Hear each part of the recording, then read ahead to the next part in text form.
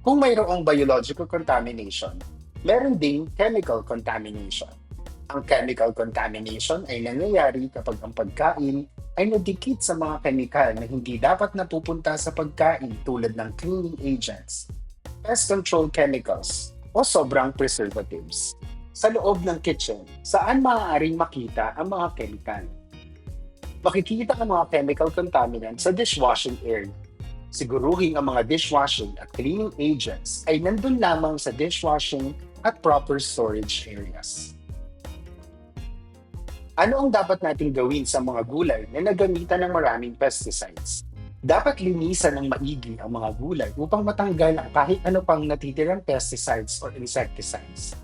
Ganyan din, ang mga gulay root crops tulad ng potatoes at carrots ay dapat hugasan ng maayos. Bukod sa posibleng pesticides, kailangang matanggal ang mga lupa na nakadikit sa mga balat nito. Ang huling uri ng contaminant ay bago lamang napabilang dito, ang mga allergen. Ang allergen contamination ay nangyayari kapag ang pagkain ay naglalaman ng mga sangkap na maaaring magdulot ng allergic reactions sa ilang tao. Ngayon ay inyong nakikita ang 14 major allergens at 2 minor allergens.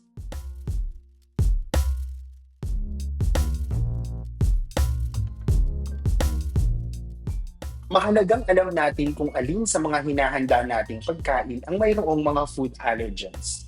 Ugaliing tingnan ang Black Book upang makasigurado sa presence ng food allergens. Paano makakaapekto ang mga food allergens sa ating paghahanda at pagluluto ng pagkain? Ngayon, alam na natin ang mga maaaring pagmula ng iba't ibang maaaring makakontaminate sa ating mga raw materials at dishes. Pag-usapan naman natin ang konsepto ng cross-contamination.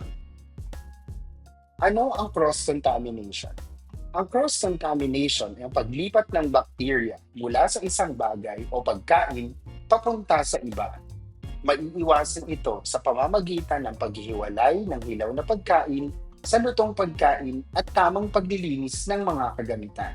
May tatlong pangunahing uri ng cross-contamination na dapat nating tandaan. Una, ang food-to-food contamination. Ito ay nangyayari kapag ang hilaw na pagkain tulad ng karne ay nadidikit o humahalo sa ready-to-eat food o lutong pagkain. Ang mga bakterya mula sa hilaw na pagkain ay maaaring mailipat sa lutong pagkain. Maaari itong mangyari kapag naghalo-halo ang mga pinabiling gulay at karne sa iisang lagayan o di kaya ay nasa iisang lugar sa freezer, chiller, o refrigerator ang mga karne at gulay. Pangalawa, equipment to food contamination. Ang contamination ito ay nangyayari kapag gumagamit tayo ng mga marumi o hindi sanitized na kagamitan tulad ng kutsilyo, chopping boards o iba pang food contact surfaces sa paghahanda ng iba't ibang raw materials. Bukod sa maayos na paglilinis ng mga kutsilyo at iba pang mga food contact surfaces, kapag ang mga ito ay ginamit para sa iba't ibang raw materials, mahalagang ang chopping boards para sa karne ay iba sa chopping boards para sa mga prutas at gulay. Makatutulong ito sa pag-iwas sa ganitong uri ng kontaminasyon. Pangatlo, people-to-food contamination. Nangyayari ito kapag ang food handler o staff ay hindi naghugas ng kamay matapos itong makontamina at pagkatapos ay hahawak muli sa pagkain. Dala ng maruming kamay ang mga bakterya at iba pang mga food contaminants na napupunta sa pagkain at raw materials.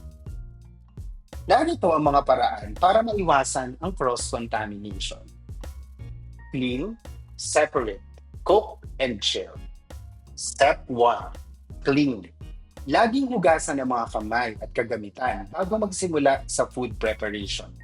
Gumamit ng maligamgam na tubig at sabon at siguraduhing malinis at tuyo ang mga kagamitan tulad ng cutting boards at kutsilyo.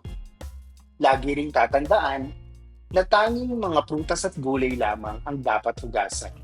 Huwag na huwag huhugasan ang raw meat, poultry o itlog. Bukod sa pagpapanatili ng kalinisan ng ating mga kagamitan, dapat kapag tayo ay nasa working area, Mahalagang malinis din ang ating mga food handlers. Narito ang iba't ibang mga food handler personal hygiene practices, katulad ng hygienic hand practices, personal cleanliness, at clean and appropriate work attire. Para maging ligtas ang ating pagkain, mahalaga ang tamang personal hygiene, lalong-lalo na ang paghuhugas ng kamay. Narito ang tamang paraan ng paghuhugas ng kamay. Una, basain ang mga kamay at braso ng tubig. Pangalawa, maglagay ng sabon. Pangatlo, kuskusin ng mabuti ang pagitan ng mga daliri at ilalim ng mga kuko sa loob ng 20 segundo. Pang-apat, banlawan gamit ang malinis na tubig. Panglima, patuyuin gamit ang malinis na papel o papunas. Pang-anim, kapag ikaw ay dapat nakasuot ng gloves, isuot mo na ito. Para malaman mo kung naka 20 segundo ka na sa paghuhugas ng iyong mga kamay, maaari mong kantahin ang happy birthday song ng 2 beses. Tuwing kailan natin dapat maghugas ng kamay? Narito ang ilang mga halimbawa.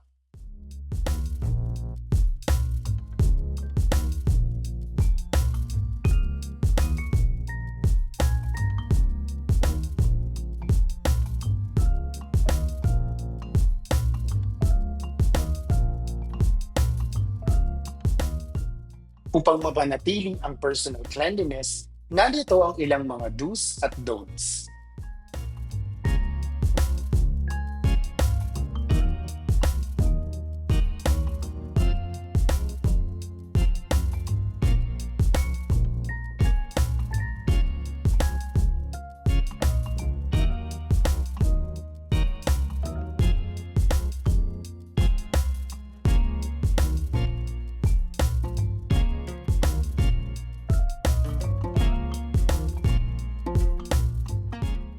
Kapag tayo ay nasa ating working area, mahalagang nakasuot tayo ng tamang uniforme dahil ito ay nagpapakita ng professionalism at kalinisan.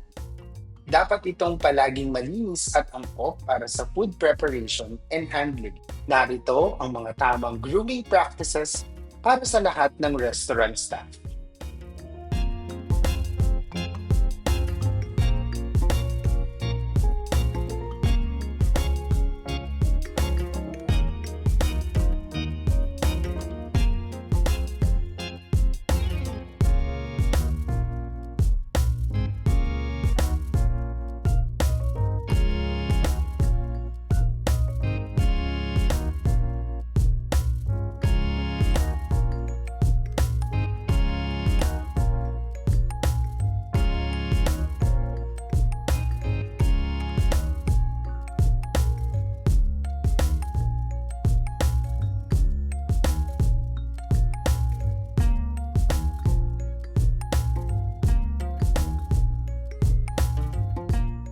Narito naman ang mga tamang uniforme para sa bawat staff ng ating mga restaurants.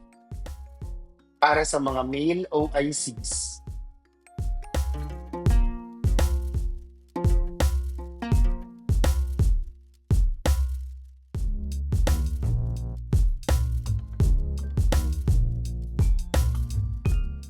para sa female OICs,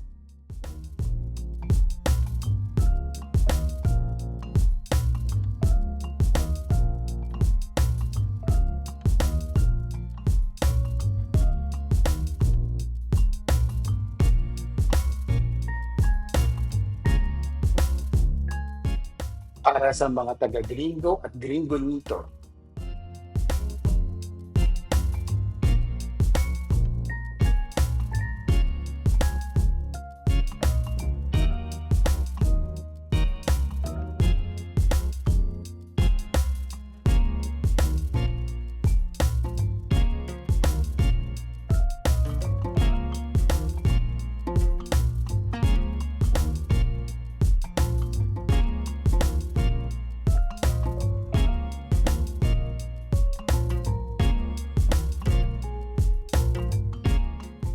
ito naman ang mga pantalon na pinagbabawal na isuot ng mga taga-gringo.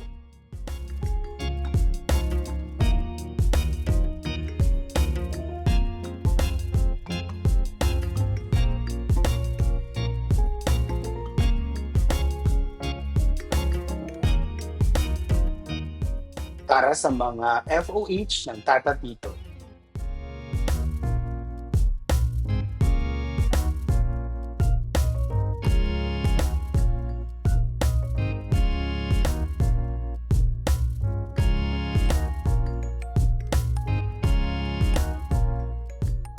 Para sa FOH ng Tokyo Bubble Tea.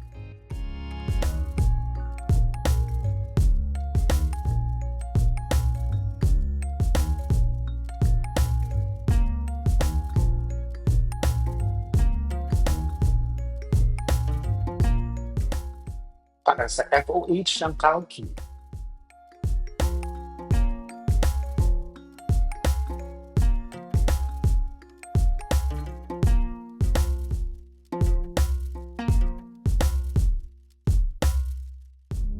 At para sa FOH ng Hanibon,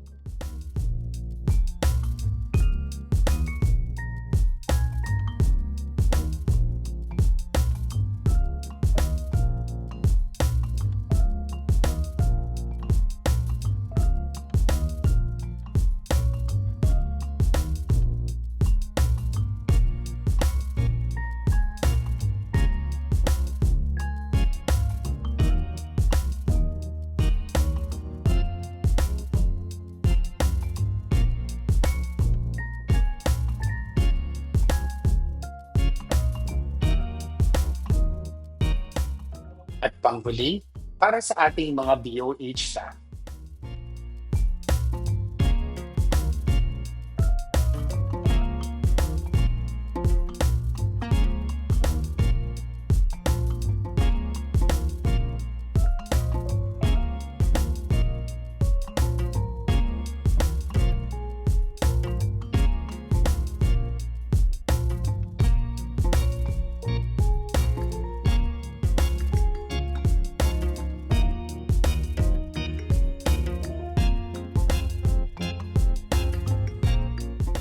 Para sa lahat, panatilihin din natin ang ating proper hygiene.